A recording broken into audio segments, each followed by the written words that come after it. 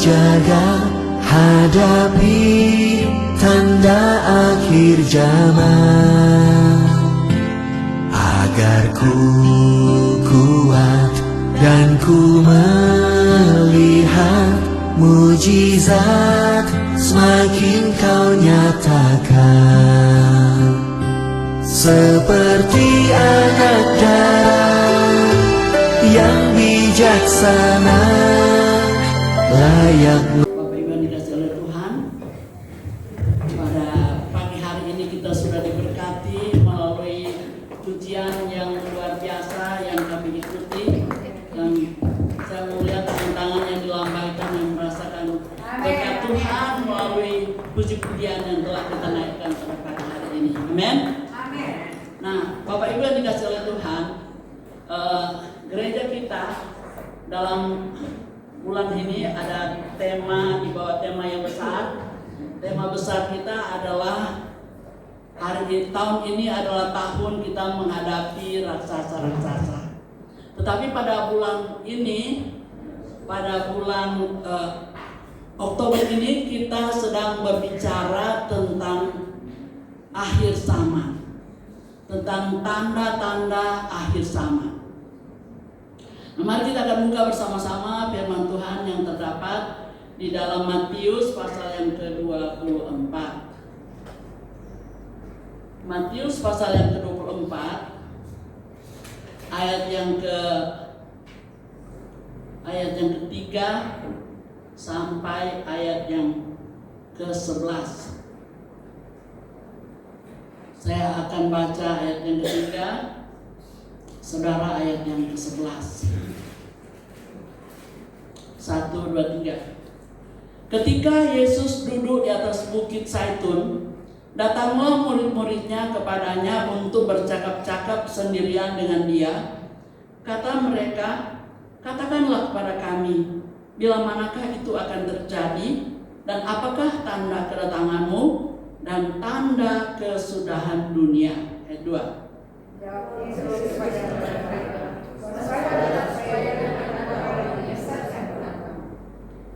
Sebab banyak orang akan datang dengan memakai namaku dan berkata, akulah Mesias, dan mereka akan menyesatkan banyak orang.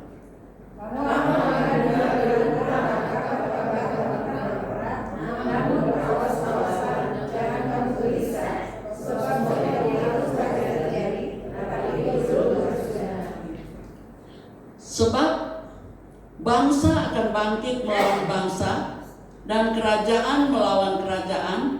Akan ada kelaparan dan gempa bumi di berbagai tempat.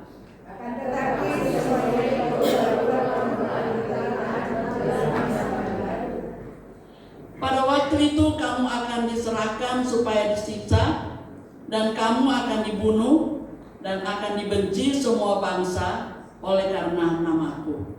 Dan pada orang mereka akan saling menyalahkan dan saling membenci. Banyak nabi palsu akan muncul dan menyesatkan banyak orang. Dan karena mata mereka maka kasih orang menjadi tinggi. Amin. Dan karena makin bertambahnya kedurhakaan, maka kasih kebanyakan orang akan menjadi dingin. Itu ayat yang ke-12.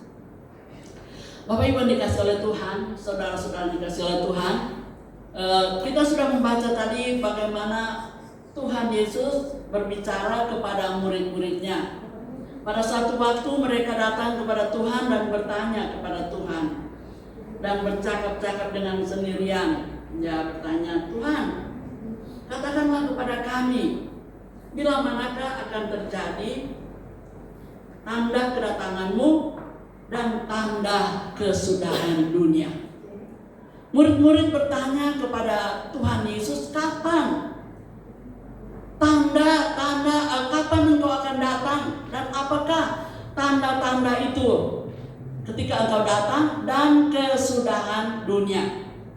Jadi ada dua pertanyaan mereka, tanda kedatangan Tuhan dan tanda kesudahan dunia. Dan Tuhan Yesus berkata kepada mereka, Yang pertama kita lihat di situ adalah tanda penyesatan. Di dalam ayat yang ketiga dan ayat yang kelima kita baca di sana bahwa jawab di dalam ayat yang keempat ya. Jawab Yesus kepada mereka, waspadalah supaya jangan ada orang yang menyesatkan kamu. Sebab banyak orang akan datang dengan memakai namaku dan berkata, akulah Mesias, dan mereka akan menyesatkan banyak orang. Saudara dikasih oleh Tuhan, apakah sudah pernah kita mendengar bahwa ada orang yang mengatakan mereka adalah Mesias? Sudah pernahkah saudara dengar? Ya, sudah banyak yang kita dengar bahwa ada orang-orang yang mengatakan bahwa akulah Mesias.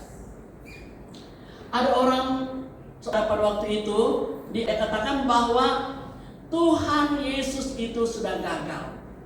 Jadi misi penyelamatan itu diberikan kepada dia.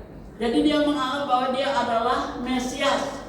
Dan dia mulai beritakan bahwa Yesus itu sudah gagal dan sudah mati di atas kayu salib. Saudara dikasih oleh Tuhan, banyak orang yang percaya. Dan ada banyak ribuan orang yang menjadi pengikut-pengikutnya. Dan bukan hanya dia, kalau saya mau menceritakan, ada banyak orang yang menyatakan bahwa mereka adalah Mesias. Mereka bahwa mereka pengganti daripada Tuhan Yesus itu. Dan saudara, banyak juga orang yang datang. Ada penyesatan. Jadi waspada kita terhadap penyesatan.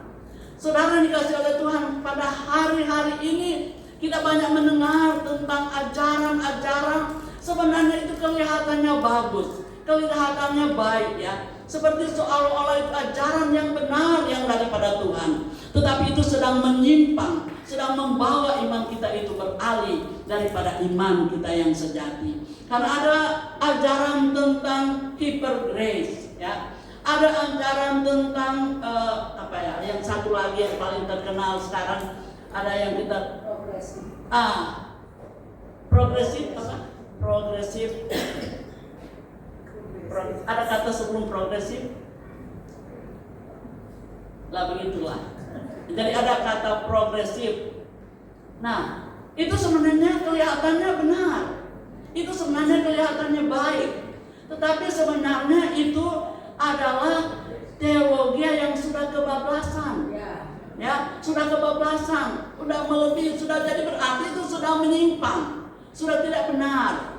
Jadi kita harus berhati-hati terhadap penyesatan. Itu yang pertama. Yang kedua, kita baca bahwa ada perang. Ya, ada perang. Di dalam ayat yang ke-6 dikatakan, kamu akan mendengar deru perang atau kabar-kabar tentang perang, namun berawas-awaslah, jangan kamu gelisah, sebab semuanya itu harus terjadi, tetapi itu belum kesudahannya. Sebab bangsa akan bangkit melawan bangsa, dan kerajaan melawan kerajaan. Apakah ada yang belum pernah dengar tentang perang? Apakah ada yang belum pernah melihat perang?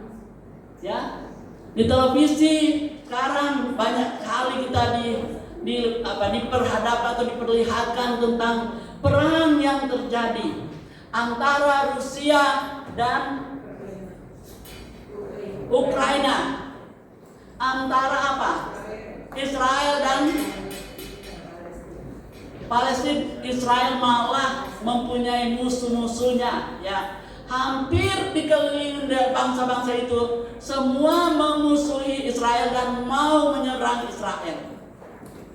Dan saudara masih ada lagi perang yang kita dengar, ya, perang Kamboja. Sekarang ada lagi perang di antara perbatasan India dan Pakistan. Belum lagi ada perang di Afghanistan, Taliban dan sebagainya. Kita sudah melihat dan kita sudah mendengar tentang perang itu. Itu adalah tanda yang kedua. Tanda yang ketiga adalah gempa bumi. Ya, semua sudah pernah merasakan gempa bumi. Bahkan kita melihat bahwa ada gempa yang luar biasa dahsyat jutaan, ribuan orang yang meninggal karena gempa bumi. Di Indonesia pada tahun 2004 ada terjadi gempa dan terjadi tsunami.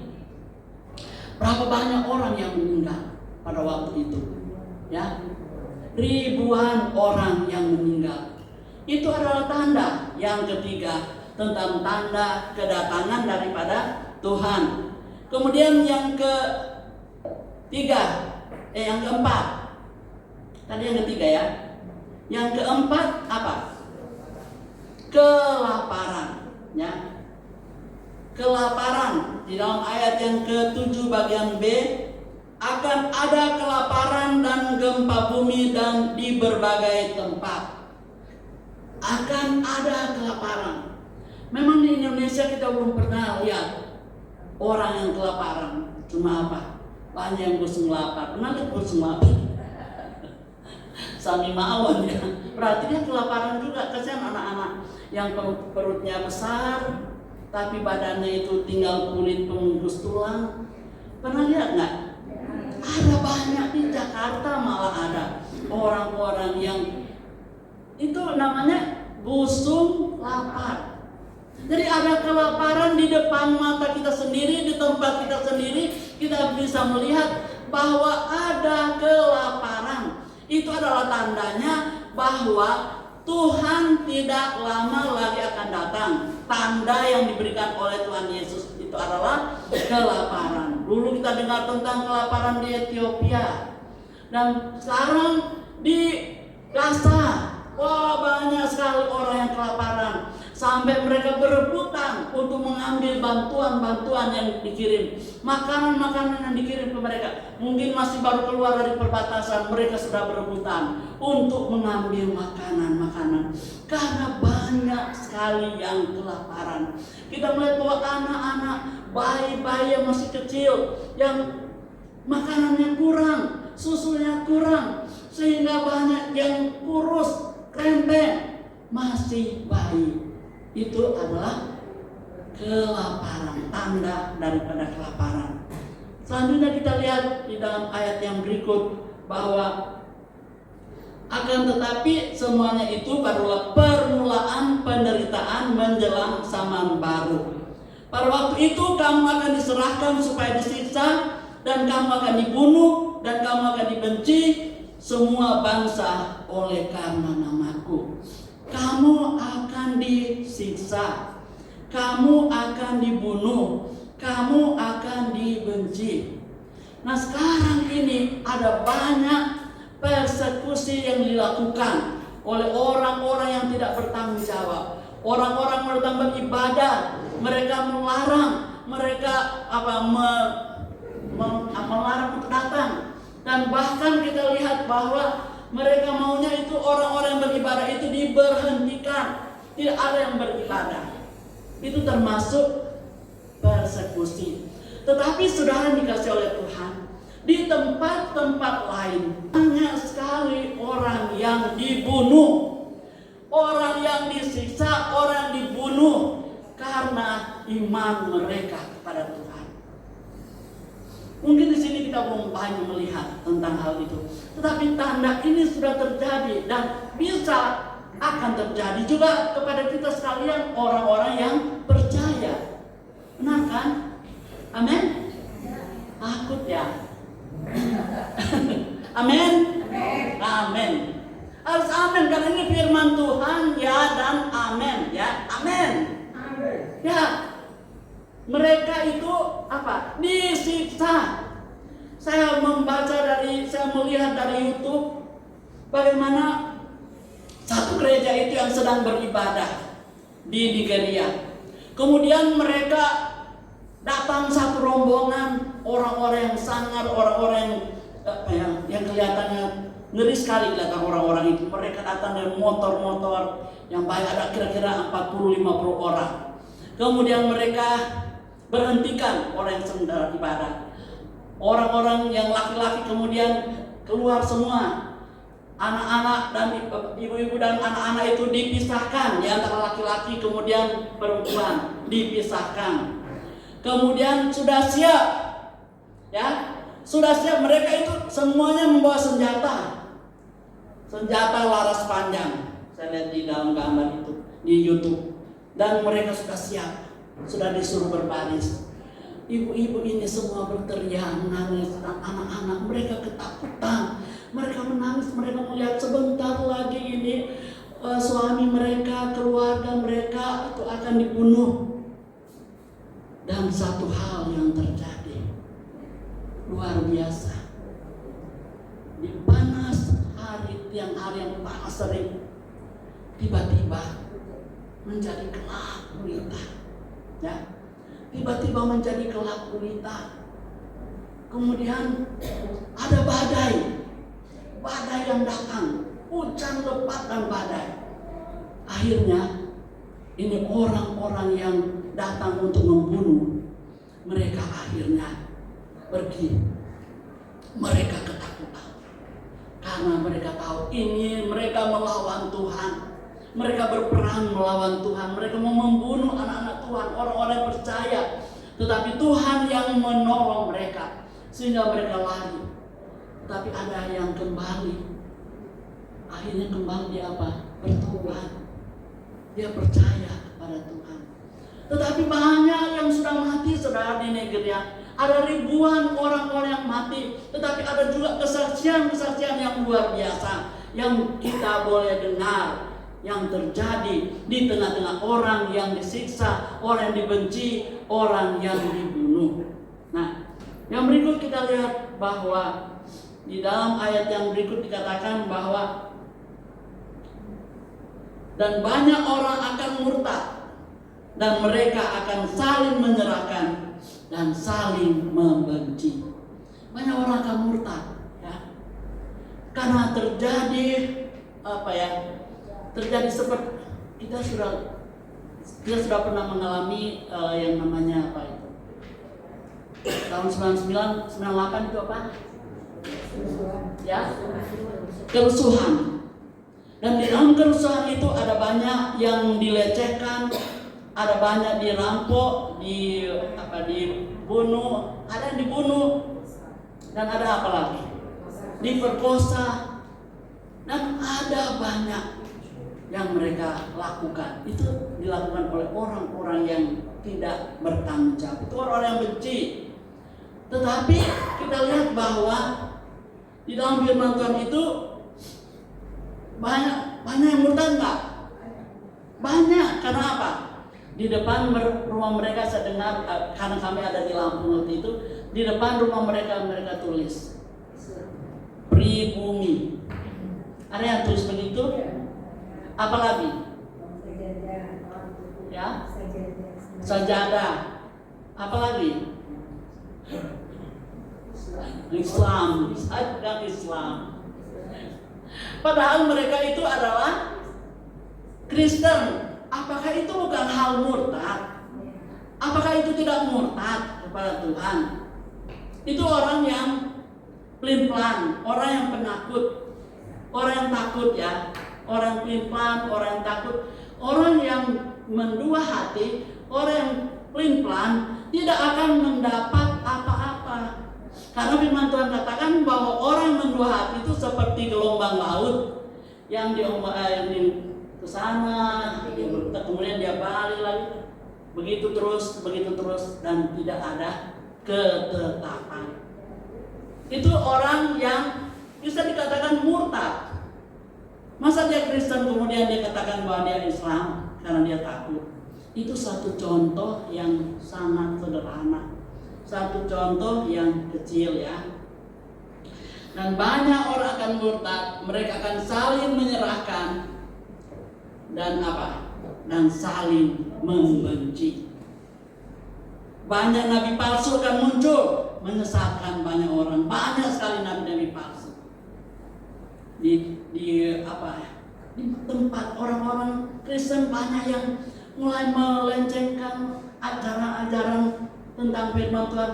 Firman Tuhan itu kan kita percaya tentang Tritunggal, Allah Bapa, Allah Anak, dan Allah Roh Kudus. Tetapi ada karena mungkin dia sudah terlalu hebat pemikirannya, dia tinggal dua, tinggal Allah Bapa dan Allah Anak. Bagaimana yang Roh Kudus itu sudah di mana? Sudah tidak dipercaya misalnya. Bagaimana itu? Itu adalah termasuk apa ya? Nabi palsu, saya katakan. Nabi palsu. Dan saudara yang dikasih oleh Tuhan, ada hamba Tuhan yang besar yang berkata bahwa dia menikah dengan Roh Kudus. Aduh, luar biasa ya. Bagaimana dia menikah dengan Roh Kudus? Itu nabi palsu ya. Ada banyak sekali ajaran-ajaran sekarang yang keluar. Jadi kita sebagai anak-anak Tuhan, kita harus jeli. Kita harus melihat kepada firman Tuhan. Oh, ada Mesias palsu, ada nabi palsu, ada ajaran-ajaran yang menyimpang. Nah, untuk itulah kita harus membaca firman. Itulah kita ada gema supaya kita tahu, oh firman Tuhan ini seperti ini, tidak seperti yang mereka katakan. Karena firman Tuhan itu bukan seperti yang mereka katakan. Itulah fungsinya kita menjadi orang-orang yang membaca firman Tuhan melalui gema. Kemudian kita melihat di dalam ayat yang berikut dikatakan bahwa dan makin bertambahnya kedurhakaan, maka kasih kebanyakan orang akan menjadi dingin. Wow, ini yang luar biasa. Kasih kebanyakan orang akan menjadi dingin. Kita tahu bahwa iblis itu dia berusaha untuk membuat satu rumah tangga itu, suami dan istri itu untuk bercerai. Itu tujuan daripada iblis di akhir zaman. Buat kasihnya menjadi dingin kepada istrinya atau kepada suaminya, kepada orang lain kasihnya panas. Banyak sekali kita lihat bahwa pada hari-hari ini terjadi perselingkuhan luar biasa. Bahkan ditayangkan di televisi, ditayangkan di YouTube, ditayangkan di medsos, di mana ada terjadi sidak. Istri itu datang ke hotel, kemudian dia menangkap, dia menciduk suaminya sedang dengan orang lain. Banyak yang terjadi hari-hari ini. Dan itu adalah strategi daripada iblis supaya apa? Supaya rumah tangga itu akan apa? Akan cerai, akan berantakan. Sebab saudara dikasih oleh Tuhan, awal daripada satu gereja, awal daripada satu negara adalah satu keluarga. Jadi itu keluarga itu harus kuat. Keluarga itu harus apa? Harus tetap teguh, tetap saling mengasihi, ya. Saling mengasihi antara suami istri, anak-anak, ada saling keterikatan, ada kasih yang erat. Sebab yang dia rencanakan adalah untuk menjatuhkan melalui keluarga. Banyak keluarga yang berantakan. Kalau keluarga artis ya biarlah, mungkin banyak kan keluarga artis yang berantakan udah puluhan tahun masih tetap akan ada juga yang bisa. Tetapi saudara yang dikasihi oleh Tuhan, kita sebagai orang percaya, sebagai orang Kristen, kita jangan jangan kita akan terpengaruh dengan keadaan dunia ini. Ada banyak pornografi, ada banyak orang-orang yang narkoba, ada banyak sekali dunia ini yang luar biasa, yang mempengaruhi bukan hanya anak-anak Tuhan, bukan hanya orang-orang dunia, tetapi anak-anak Tuhan. Dia usahakan supaya akan terikat dengan keadaan-keadaan seperti itu. Saudara dikasih oleh Tuhan, dan dikatakan oleh firman Tuhan, dan Injil kerajaan itu akan diberitakan di seluruh dunia menjadi kesaksian bagi semua bangsa. Sesudah itu baru tiba kesudahannya. Sekarang ini apakah Injil itu sudah diberitakan di seluruh bangsa?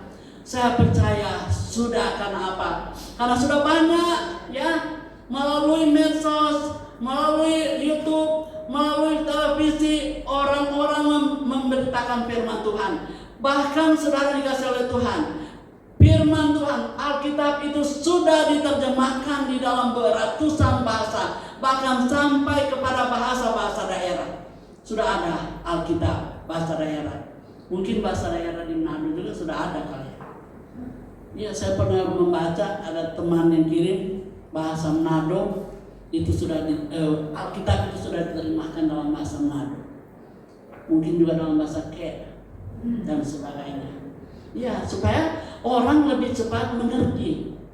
Ketika mereka membaca firman, mereka cepat mengerti. Saudara dikasih oleh Tuhan, kedatangan Tuhan itu ada 2 tahap, ya. Kedatangan Tuhan itu ada 2 tahap. Yang pertama adalah keangkatan gereja. Yang pertama adalah keangkatan gereja, rapture, ya. Rapture dalam bahasa Inggris, keangkatan. Jadi keangkatan itu Tuhan tidak turun ke dunia ini, tetapi ada di angkasa. Jadi itu Tuhan itu seperti akan jadi seperti magnet yang luar biasa, kemudian kita akan ketarik ke atas. Di dalam firman Tuhan kita membaca di dalam pertama Tesalonika pasal 4. Kita baca pertama Tesalonika pasal 4. Coba bisa buka ayat yang ke-15 sampai ayat yang ke-17.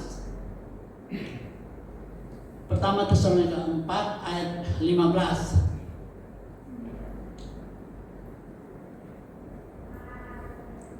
Ya, ayat 15 ini ya. Kita baca 1 2 3.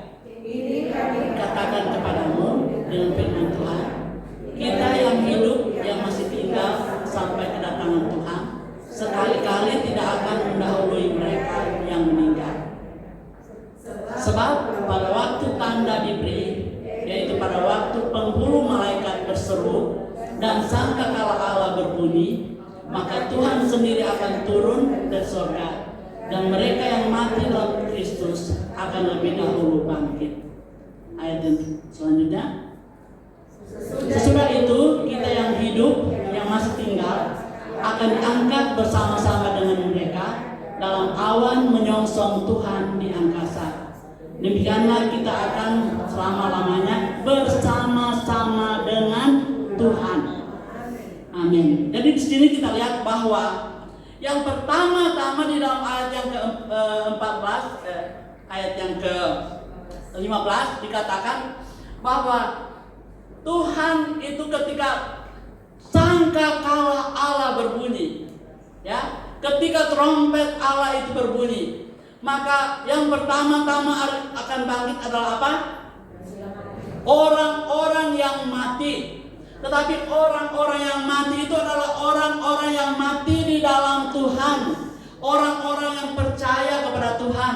Sebab orang yang mati yang di luar Tuhan, bukan orang percaya, mereka nanti ada kebangkitan pada akhir zaman ketika akan menghadap tahta aras putih. Jadi mereka tidak dibangkitkan.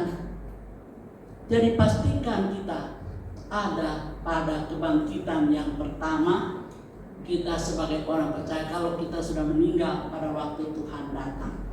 Dan sudah dikasih oleh Tuhan, dikatakan oleh firman Tuhan bahwa kita yang masih hidup, ya, yang masih hidup itu akan apa? Terangkat. Coba kita, sesudah itu kita yang hidup yang masih tinggal akan diangkat bersama-sama dengan mereka menyongsong Tuhan di angkasa. Jadi ketika Tuhan datang, saudara dan saya, misalnya saat ini kita akan diubahkan. Sebab saudara dikasih oleh Tuhan, daging dan darah itu tidak akan masuk ke dalam kerajaan Tuhan. Tuhan akan mengubahkan kita, memberikan kita tubuh yang mulia. Dan itu akan dilakukan seperti kita ini, sekejap. Ya, kita begini. Wah, sekejap kita akan diubahkan. Kemudian kita akan diangkat bersama-sama dengan Tuhan di angkasa. Dan yang kedua saudara, tentang kedatangan Tuhan. Tentang kedatangan Tuhan yang kedua kali adalah ketika Tuhan datang itu. Tuhan datang yang kedua kali itu, dia akan menjejakkan kakinya di atas bukit Zaitun. Dan bukit Zaitun itu akan terbelah. Kita baca firman Tuhan di dalam Zakaria pasal 14 ayat 4. Zakaria pasal 14 ayat 4. Ya, kita baca 1, 2, 3. Pada waktu itu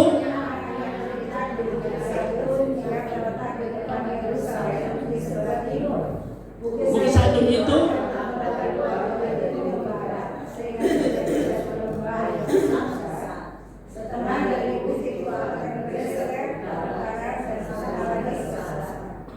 jadi kita lihat di sini bahwa ketika Tuhan datang, dia akan menjejakkan kakinya di bukit Zaitun. Ketika Tuhan datang itu akan bersama-sama dengan orang yang percaya. Orang-orang itu yang sudah diangkat oleh Tuhan ke angkasa. Orang-orang itu yang sudah bersama dengan Tuhan. Karena ketika antikristus itu akan berkuasa, akan terjadi satu hal yang dahsyat dan luar biasa. Ada penyiksaan yang belum pernah terjadi sebelumnya daripada itu. Saudara, akan ada terjadi penyiksaan. Di dalam firman Tuhan kita akan baca tentang penyiksaan itu. Di dalam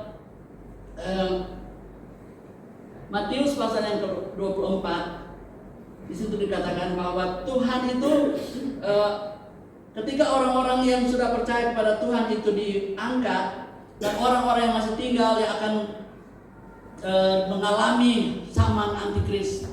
Dan zaman antikris itu sangat luar biasa.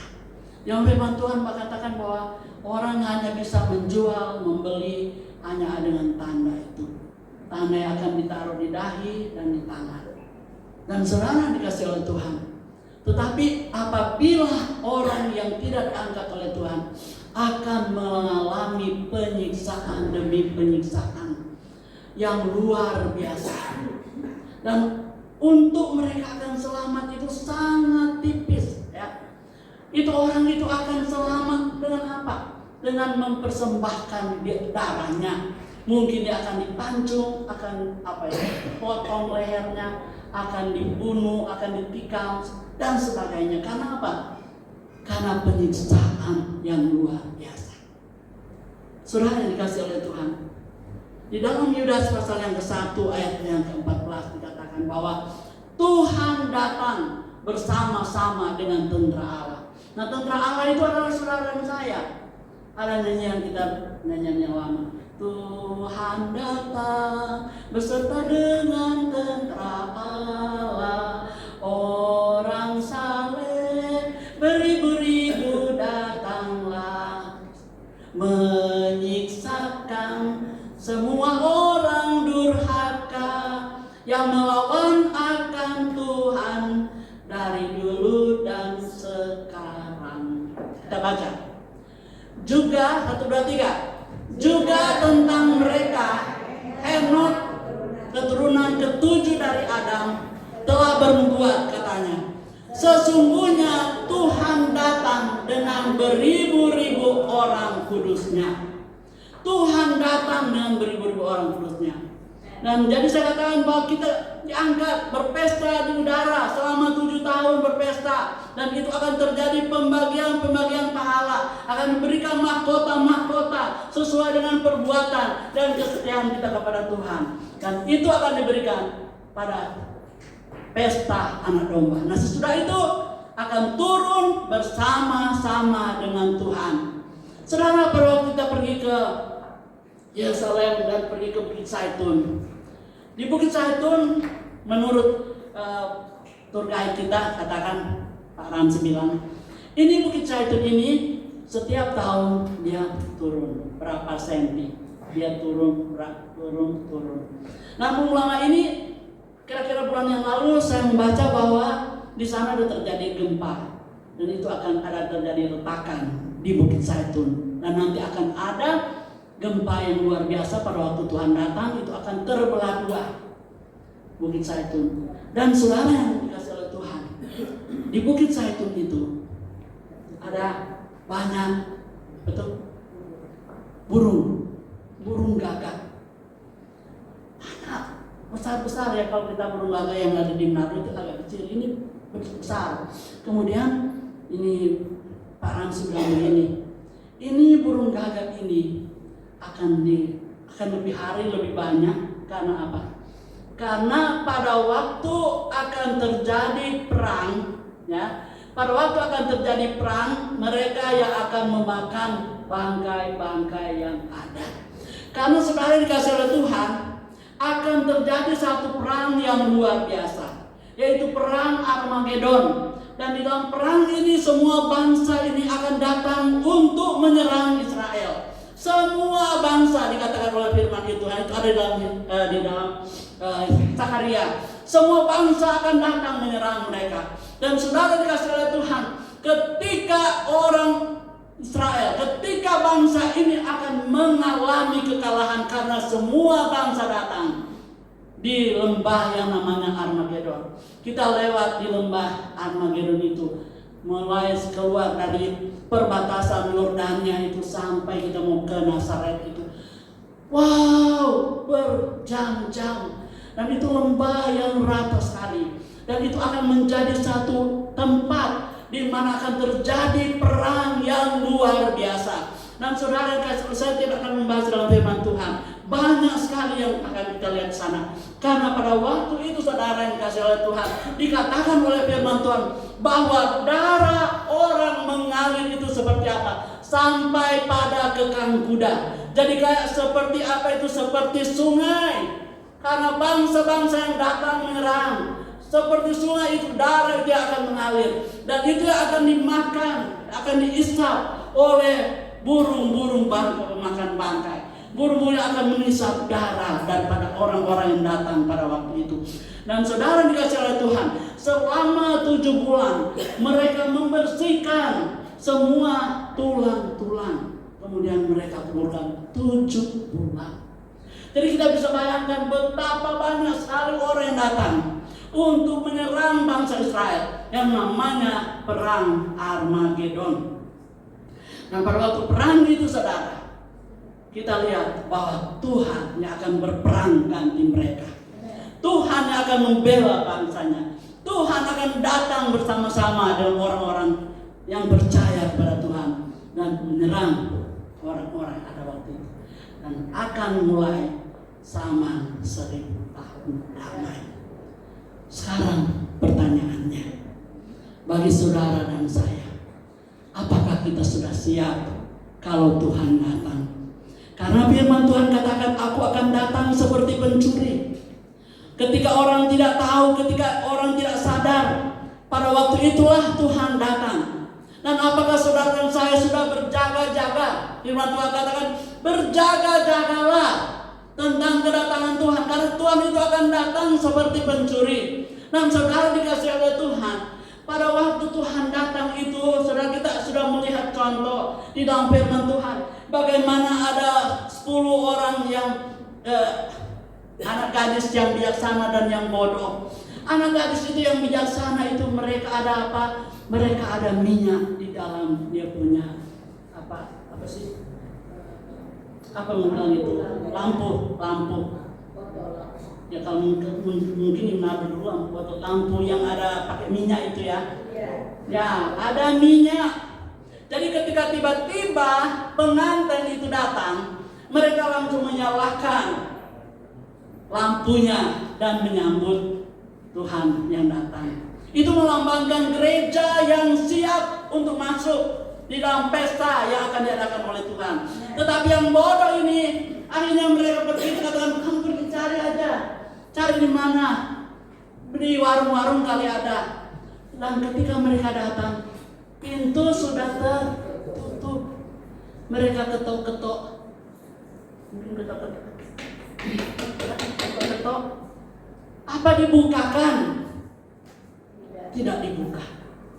Tuhan katakan, enyahlah kamu, aku tidak mengenal kamu. Bersiap, berjaga-jaga. Lampu kita harus tetap ada minyak, ya. Minyak itu melambangkan akan iman kita yang sejati. Iman kita yang sejati kepada Tuhan. Minyak itu melambangkan bahwa kita setiap hari dipimpin oleh Roh Kudus. Berjalan bersama dengan Tuhan. Berjalan dipimpin oleh Roh Kudus. Saudara, Tuhan katakan aku akan datang seperti pencuri. Dan kalau Tuhan datang dan saudara, kita akan tertinggal. Karena firman Tuhan katakan pada waktu itu akan ada orang yang ada 2 orang di atas tempat tidur. 1 terangkat, 1 tertinggal. Ada 2 orang yang sedang bekerja di ladang, 1 diangkat, 1 ditinggalkan. Dan itu pasti akan terjadi. Ya. Apakah kita sudah siap untuk terangkat? Karena ini yang akan menentukan kita ya. Apa kita terangkat atau tidak, itu yang menentukan kita, saudara dan saya, kita siap. Di dalam firman Tuhan, saudara dikasih oleh Tuhan, mari kita baca di dalam 2 Petrus pasal 3, ayat yang ke-10. 2 Petrus pasal yang ke-3, ayat yang ke-10.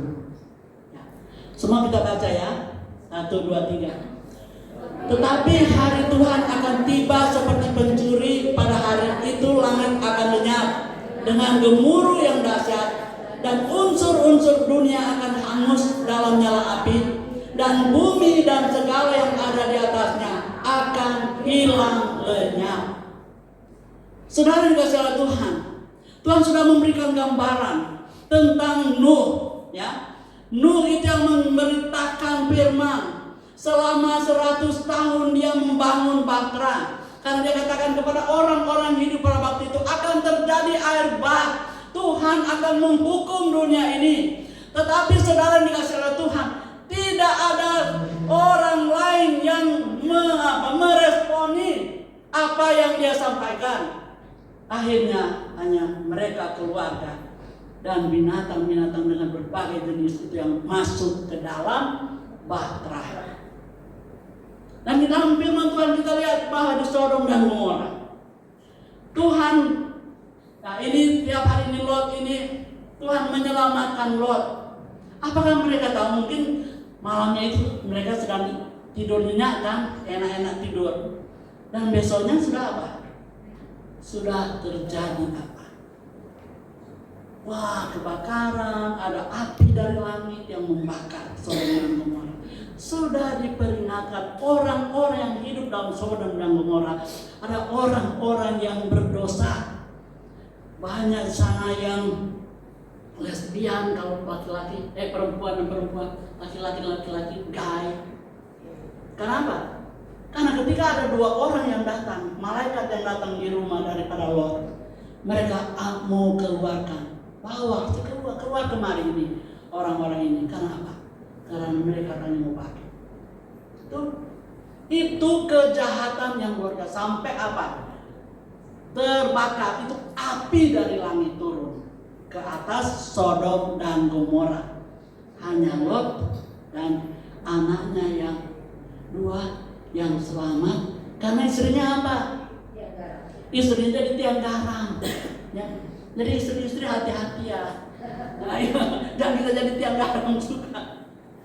Jadi di sini kita lihat bahwa Tuhan memperingatkan. Kemudian ayat yang selanjutnya, ayat 11, coba kita baca di dalam 2 Petrus. Nah, kita baca 1, 2, 3. Jadi jika segala sesuatu ini akan hancur secara demikian, betapa suci dan salehnya kamu harus hidup.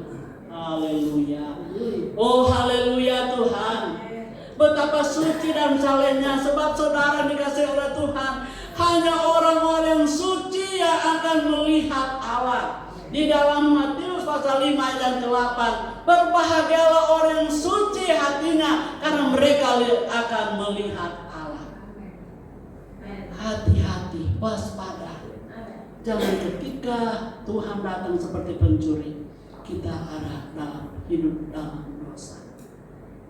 Dosa itu sekecil apapun, mungkin cuma bohong dikit. Ada kan bohong, mungkin cuma bohong dikit kok, nggak dosa kali. Ya, bohong kecil atau bohong besar namanya bohong. Masih ada yang suka berbohong?